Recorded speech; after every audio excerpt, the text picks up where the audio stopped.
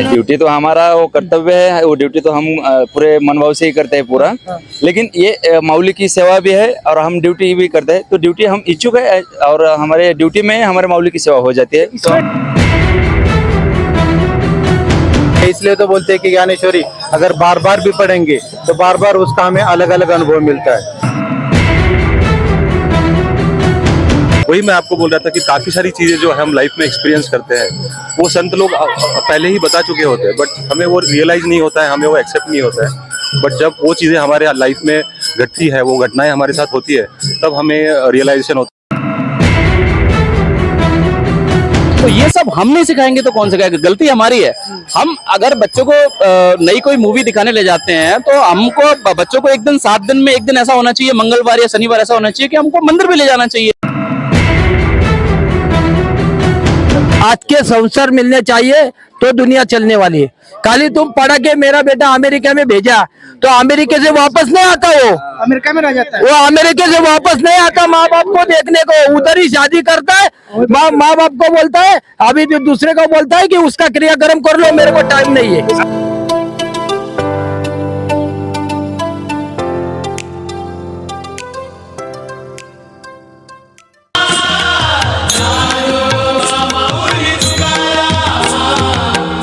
ज्ञानोबा माऊली तुकाराम,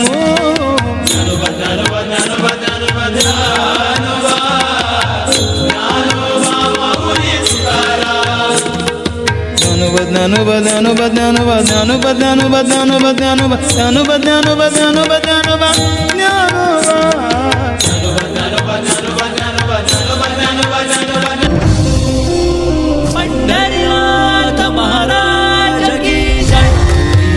माऊली श्री ज्ञानदेव तुकाराम।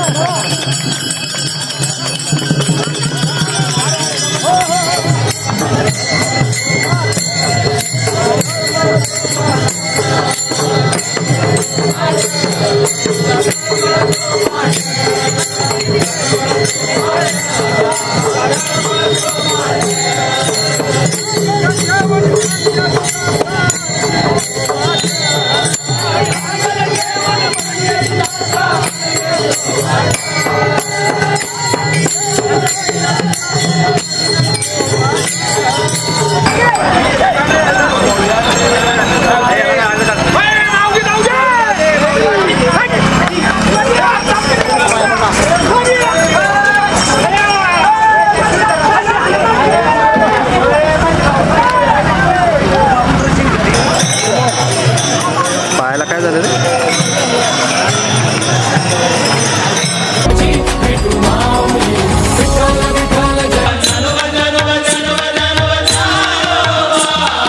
ज्ञानोबा माऊली तुकाराम, ज्ञानोबा माऊली तुकाराम, ज्ञानोबा माऊली तुकाराम, ज्ञानोबा माऊली तुकाराम, ज्ञानोबा माऊली, ज्ञानोबा माऊली, ज्ञानोबा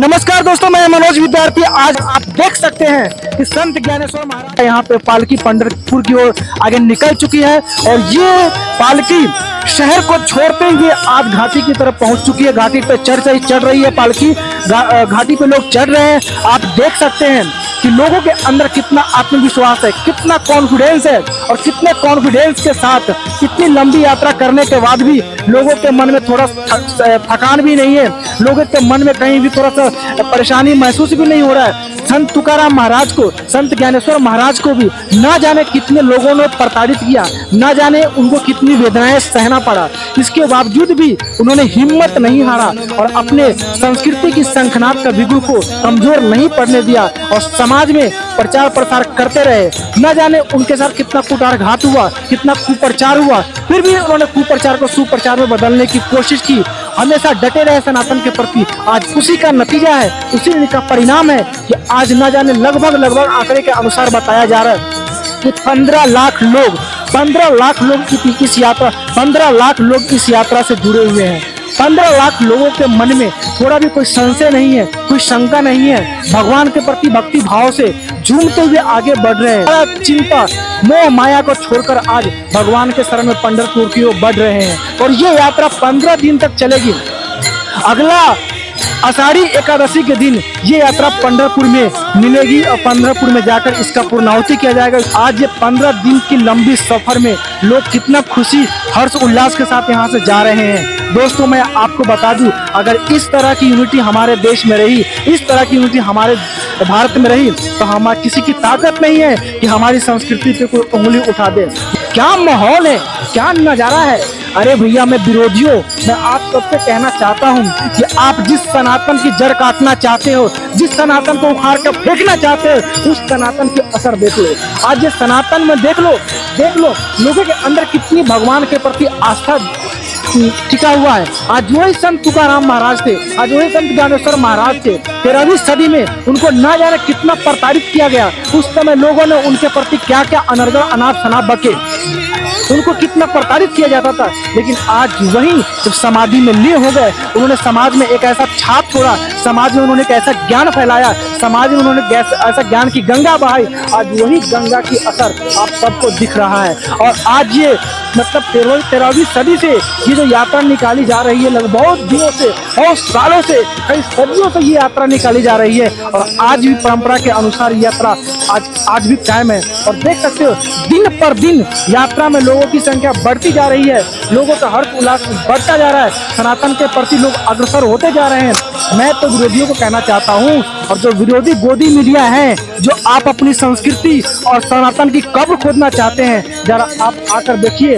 इनके हिम्मत देखिए, सनातनियों की हिम्मत देखिए, सनातनियों के अंदर जुनून देखिए, सनातनियों के अंदर भक्ति भाव देखिए। और ये भक्ति भाव आज आप सबको यात्रा में देखने को मिलेगी। आज यहाँ पर आके पूछिए सनातन संस्कृति के बारे में, आज किसी संत के बारे में पूछिए आप पर कि आप संत कैसे हैं, फलाने संत कैसे हैं, चाहे कोई भी संत जिनको आपने जेल में डाला है, आप उनके बारे में यहाँ पर आके पूछिए, तो सबका एक ही आवाज होगा कि संत निर्दोष होते हैं, संत को प्रताड़ित किया जाता है, संत को फंसाया जाता है हमारी संस्कृति को तोड़ने के लिए, हमारे सनातन धर्म को खत्म करने के लिए। लेकिन हम सब एक है और हम सब एक रहेंगे। ऐसा माहौल लग रहा है कि जैसा आज हमें हिंदू राष्ट्र बनाने की हम सब निकल चुके हैं। हम सब आज भारत विश्व गुरु की संकल्प शक्ति को बढ़ाते हुए विश्व गुरु को नींव को मजबूत करने के लिए हम लोग बढ़ चुके हैं। और ये देखिए, भारत एक विश्व गुरु बनकर रहेगा। यही खासियत है भारतीय संस्कृति में, यही खासियत है भारतीय परंपरा में, जो किसी और देश में नहीं मिलता है दोस्तों।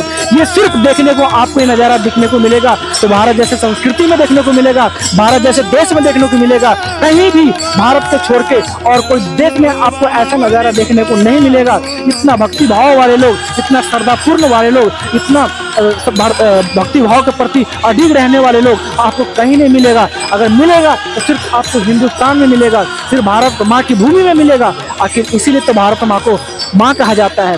ऐसा संस्कार, ऐसा कल्चर, ऐसा परंपरा, ऐसा सनातन आपको कहीं नहीं मिलेगा। सिर्फ भारत ऐसा देश है जिसमें 33 करोड़ देवी देवता ने अवतार लेकर और ऐसी भूमि की परिकल्पना की, भारत जैसे देश को बनाया। और ये भारत जैसे देश को बनाकर आज विश्व को एक नई दिशा प्रदान करना चाहता है। अगर विश्व में शांति चाहिए, विश्व में अगर शांति की परंपरा लानी है, तो भारत को विश्व गुरु बनाना पड़ेगा, भारत को हिंदू राष्ट्र बनाना पड़ेगा। और भारत के मार्गदर्शन पे चल के आप चाहे तो विश्व का कल्याण कर सकते हैं। तो दोस्तों, मैं घाटी के अंतिम पड़ाव तक पहुंच चुका हूं और यहाँ पर मुझे कमांडो पुलिस वाले कुछ मिले हैं। मैं उनसे जानने की कोशिश करता हूं कि आखिर इस तरह का लोगों को, क्राउड को संभालने के लिए, पूरा मैनेजमेंट को संभालने के लिए इन लोग कितनी परेशानी झेलनी पड़ती है। मैं इनसे आप बीती सुनना चाहता हूँ।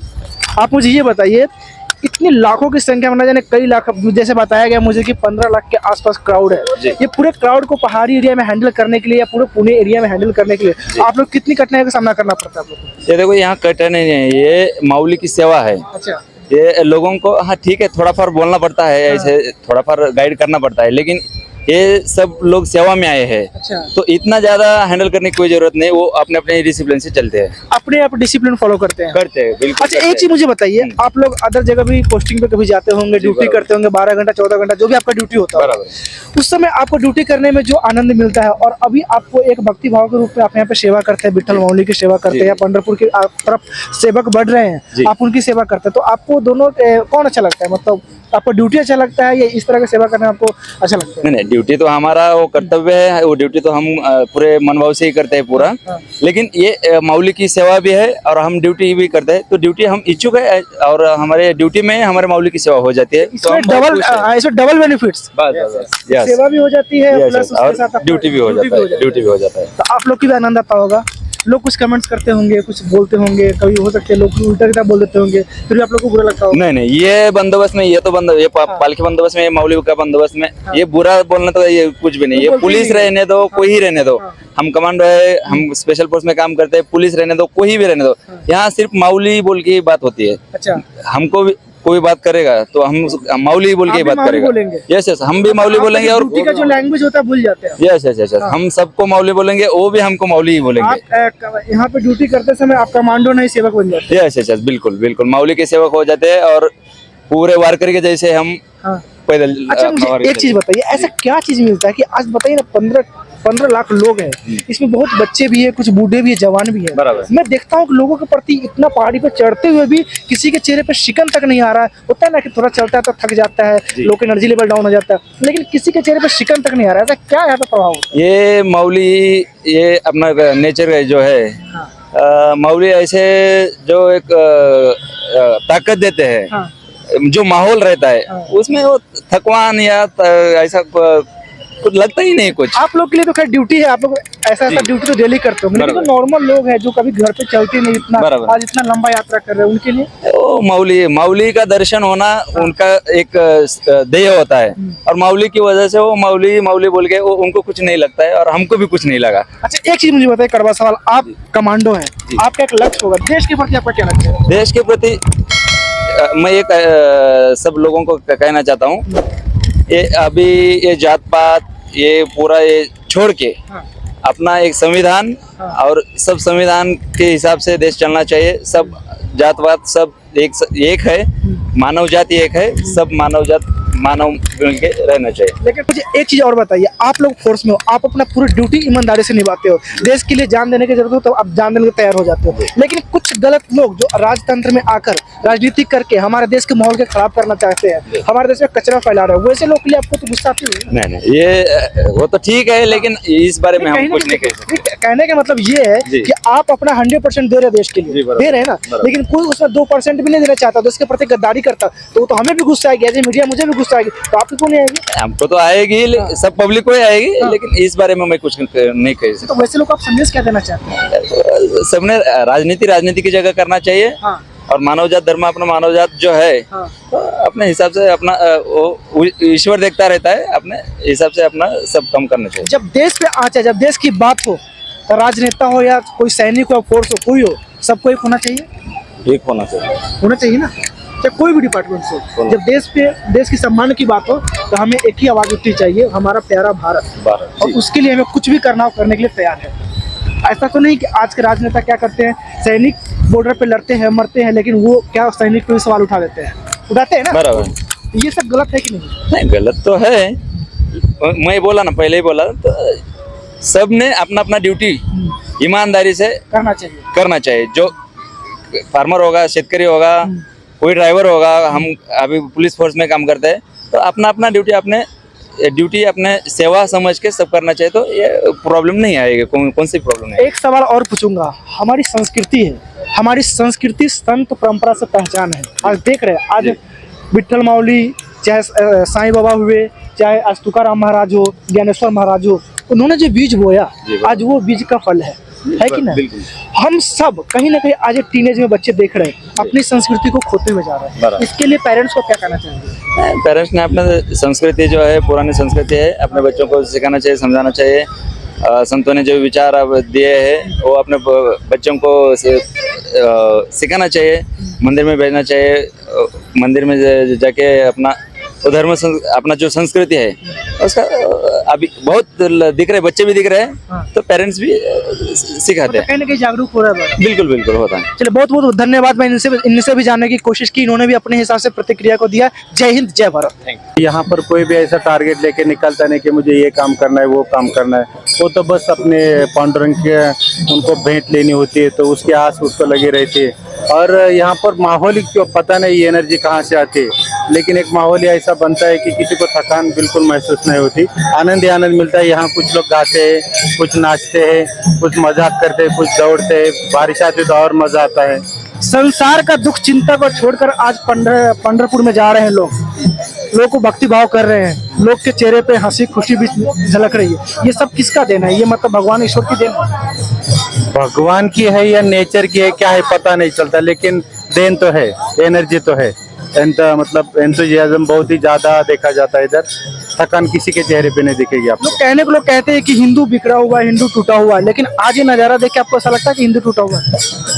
हिंदू की बात नहीं, मानवता की बात की जाए, क्योंकि मुझे लगता है हिंदुइज्म की वजह से नहीं हो रहा है, ये एक नेचर है, इंसान है, इसका कुछ तो कनेक्शन इसकी वजह से हो रहा है। अच्छा एक चीज मुझे और बताइए, कड़वा सवाल पूछना चाहता हूँ, जब 1300 वर्ष पहले संत ज्ञानेश्वर महाराज जिस समय ज्ञान की गंगा बहा रहे थे, उस समय ना जाने लोगों ने कितना प्रताड़ित किया, तरह तरह की यातनाएं उनको झेलनी पड़ी।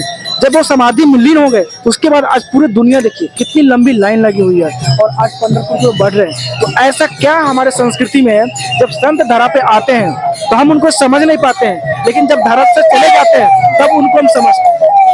सर क्या है, उन लोगों को जो बात समझ में आई ना कि एक्चुअल नेचर क्या है, मानवता क्या है, यही तो सारे संतों ने हमें सिखाई है।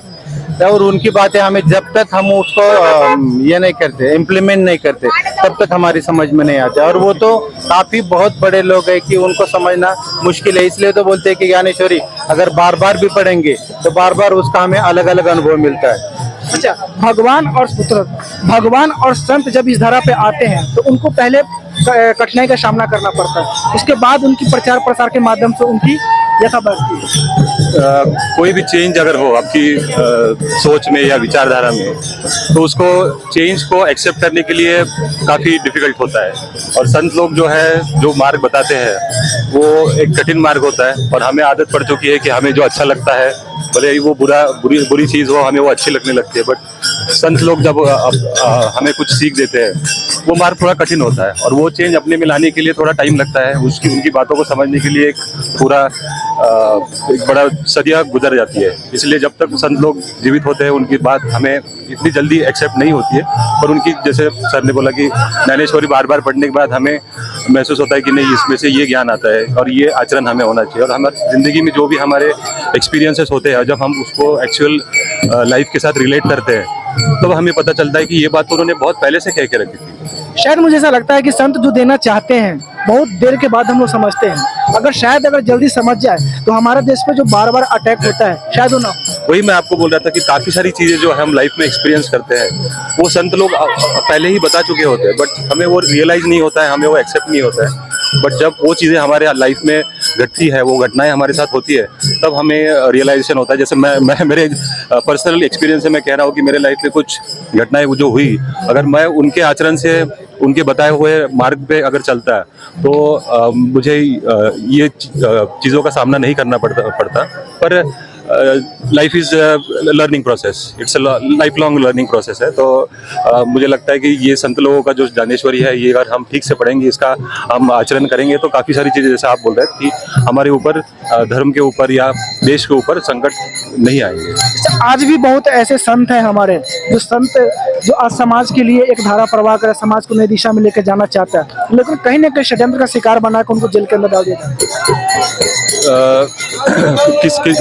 किस चीज़ में? आज भी हमारे देश में बहुत ऐसे संत हैं, जैसे आप शंकराचार्य जी के बारे में उठा लीजिए, नित्यानंद महाराज के बारे में उठा लीजिए, अभी बागेश्वर धाम उभरे हैं, उनके पीछे भी लोग पड़े हुए हैं, संत श्री आसाराम बापू जी हैं। ऐसे ऐसे संत जो हमारे लिए समाज को कुछ करना चाहते हैं, उनको कहीं ना कहीं षड्यंत्र का शिकार बना के जेल के अंदर डाल दिया, तो हम उनको एक्सेप्ट नहीं करते। जैसे जो सेम थिंग हाँ, जो तुकाराम तुकाराम महाराज के साथ जो हुआ, जितने भी संत हुए उनके साथ यही चीज़ें हुई है।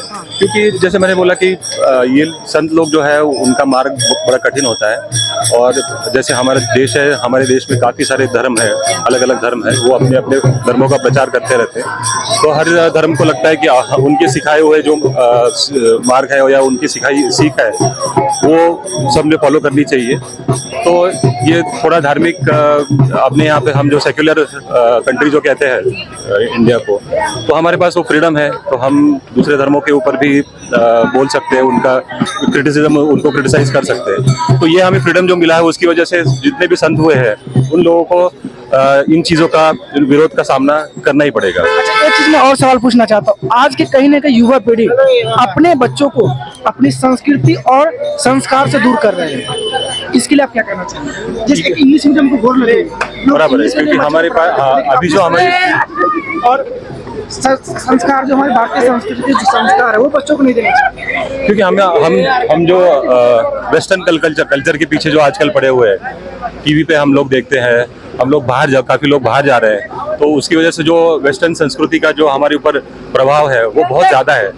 तो इस वजह से हम लोग, जो आज की पीढ़ी है, उसने वेस्टर्न कल्चर को बहुत जल्दी एक्सेप्ट कर लिया है, और पाश्चात्य संस्कृति का उन्हें क्या कहते हैं कि ज़्यादा अट्रैक्शन है, तो हम वो अपने बच्चों को नहीं दे पा रहे हैं। जो हमारे पूर्वजों में आज आप एक युवा है, आप एक युवा पीढ़ी के लिए साइड होंगे, आप एक युवा है, आप आज के युवा को क्या संदेश देना चाहते हैं? मैं आज के युवाओं को ये संदेश देना चाहता हूँ। सबसे पहले तो मैं एक राष्ट्रभक्त हूँ। सबसे पहले मैं अपने देश को आगे रखता हूँ, उसके बाद मैं हिंदू हूँ। मैं युवाओं को ये संदेश देना चाहता हूँ कि अगर आपको माइकल जैक्सन भी पसंद है तो आपको श्री रामचंद्र कृपाल भजवन भी पता होना चाहिए। आपको श्री राम जी के बारे में पता होना चाहिए, अपने धर्म के बारे में पता होना चाहिए, अपनी पीढ़ियों के बारे में पता होना चाहिए, आपके दादा का नाम, उनके परदादा का नाम पता होना चाहिए, और अपनी संस्कृति क्या है, हमें क्या कैसा व्यवहार करना चाहिए दूसरों के साथ, क्या खाना चाहिए, क्या पीना चाहिए, ये सब पता होना चाहिए। मैं ये नहीं कहता वेस्टर्न कल्चर को अपनाओ, मतलब मना नहीं करता हूँ, वेस्टर्न कल्चर को अपनाने में कोई परेशानी नहीं है, लेकिन अपने को अपना हिंदू कल्चर भी याद रखना है। जैसे कि आप देख रहे होंगे कि यूएस में, आप देख रहे होंगे कि कनाडा में बहुत सारे लोग ने जो फादर को मानते थे, मतलब क्रिश्चियन थे, उन्होंने कृष्ण जी की पूजा स्टार्ट कर दी है। तो मतलब अपना हिंदू धर्म इतना वास्ट, इतना बड़ा है कि पूरे विश्व में ऐसा कोई धर्म नहीं है हिंदू धर्म के जैसा। पर हम फटी जीन्स को पहन के मतलब क्यों अट्रैक्ट हो जाते हैं, ये समझ में नहीं आता। ये गलती हमारी है। मैं तो अपने बच्चों के साथ संस्कार कभी नहीं देता हूँ। मेरे बच्चे को हिंदी की मतलब संस्कृत भी आता है, श्री रामचंद्र कृपाल भजमन भी आता है, अपने गणेश स्तुति भी आती है। तो ये सब हम नहीं सिखाएंगे तो कौन सिखाएगा? गलती हमारी है। हम अगर बच्चों को नई कोई मूवी दिखाने ले जाते हैं तो हमको बच्चों को 7 दिन में एक दिन ऐसा होना चाहिए, मंगलवार या शनिवार ऐसा होना चाहिए कि हमको मंदिर भी ले जाना चाहिए। अगर हम बच्चों को अपने खुद ही नहीं सिखाएंगे तो बच्चे आगे नहीं बढ़ पाएंगे, वो वेस्टर्न कल्चर को अपनाएंगे, उसमें दोष हमारा है। केरला स्टोरी में देखा होगा आपने, हाँ। लड़की ने के लिए बोला था कि माँ बाप ने बचपन मुझे संस्कार ही नहीं दिए, इसकी वजह से मुझे झेलना पड़ा। ओम त्र्यंबकम यजामहे सुगंधि पुष्टि वर्धनम, इतना बड़ा मंत्र है। ओम शिवजी ही से शुरुआत है और शिवजी से ही अंत है। आदि भी वही है, अनादि अनंत भी वही है। लेकिन ये हम अपने बच्चों को कभी सिखाते ही नहीं है। श्री राम कौन है, मतलब श्री राम कृष्ण जी कौन है, ये जब तक हम सिखाएंगे ही नहीं। उस लड़की ने तो बोल दिया ऐसे कि आपके राम जी को दिक्कत हुई थी तो उन्होंने वानरों, अरे वानरों का साथ इसलिए लिया था क्योंकि वो सबको तारना चाहते थे। श्री रामचंद्र जी इतने शक्तिशाली थे कि वो चाहते तो खुद ही सीता मैया को लेके आ जाते, परंतु केवट का सहारा लिया और भी कई लोगों का सबरी के झूठे बेर खाए, क्योंकि उन सब लोगों को स्वर्ग को ले जाना था, इसलिए उन्होंने किया। अदरवाइज तो श्री रामचंद्र खुद इतने पावरफुल थे कि उनके नाम से पत्थर तैर जाते हैं, और जिस पत्थर को वो छोड़ देते हैं वो डूब जाता है। आप समझ रहे हैं? भगवान राम, शायद मुझे ऐसा लगता है कि भगवान राम अगर वनवास में नहीं जाते तो वो अयोध्या का सिर्फ राजा बनकर ही रह जाते। आज वनवास में गए, लोगों को ताड़ा तभी तो भगवान राम का। देखिए कैसा है कि श्री रामचंद्र जी जब तक श्री रामचंद्र जी केवल राम थे, लेकिन मर्यादा पुरुषोत्तम राम तब कहलाए जब वो 14 वर्ष का वनवास काट के आ गए। समझ में आया? तो कहने का मतलब ये है कि अगर आप if you are going on a right way और विदाउट एनी हर्डल, तो आप समझ लेना कि आप गलत रास्ते पे जा रहे हो। आप जब किसी रास्ते पे चल रहे हो तो आपके रास्ते में अगर बहुत सारी कठिनाइयां आ रही हैं तो आप बहुत बिल्कुल सही रास्ते पे जा रहे हो। सही रास्ते पे जा रहे हैं। तो हम हिंदू हैं, हमको अपने बच्चों को सिखाना है कि डेली मंदिर जाना है। मंदिर डेली नहीं जा रहे तो आप एक दिन तो जाइए, 7 दिन में एक बार जाइए। मंथ में नहीं जा रहे तो भाई 15 दिन में जाइए। लेकिन हम ही नहीं सिखाते अपने बच्चों को कि मंदिर क्या है, श्री रामचंद्र जी क्या है, हनुमान जी क्या है, संत तुकाराम महाराज क्या है। संत तुकाराम महाराज की बीवी तो इतना परेशान करती थी उनको, वो कहीं भी प्रवचन कर रहे होते तो एक बार तो उनके ऊपर पानी डाल दिया था, पर वो तो हंस के झेलते थे। आप समझ में आ रहा है? अपने को ही अपने बच्चों को सिखाना है। हम नहीं सिखाएंगे तो कोई नहीं सिखा सकता। बताइएगा, मुझे ऐसा लगता है कि अगर हमारे देश में पढ़े लिखे लोग, जैसे आज बड़े बड़े जो भी पोस्ट पे हैं, या नेता हो या कोई शासन डिपार्टमेंट या प्रशासन डिपार्टमेंट में जो भी हो, अगर उनके पास अगर आत्मज्ञान होता तो आज देश हमारी इतनी यातनाओं से जो झेल रहा है वो शायद नहीं होता। आप इसके ऊपर क्या कहते हैं? बराबर है, बात सही है। ये बात जो बोल रहे हैं ना आप, बरोबर है उसमें पर बोला। वो क्या है, अध्यात्म में ध्यान देना चाहिए। पढ़ाई शिक्षा होती है, मगर अध्यात्म मिलाएंगे ना पढ़ाई शिक्षा में तो युवा पीढ़ी अच्छी हो जाएगी। युवा पीढ़ी का ध्यान नहीं है, ये जो चल रहा है अभी देखो, सब बूढ़े चल रहे, मध्यम वर्गीय चल रहे, मगर युवा पीढ़ी आकर्षित नहीं हो रही।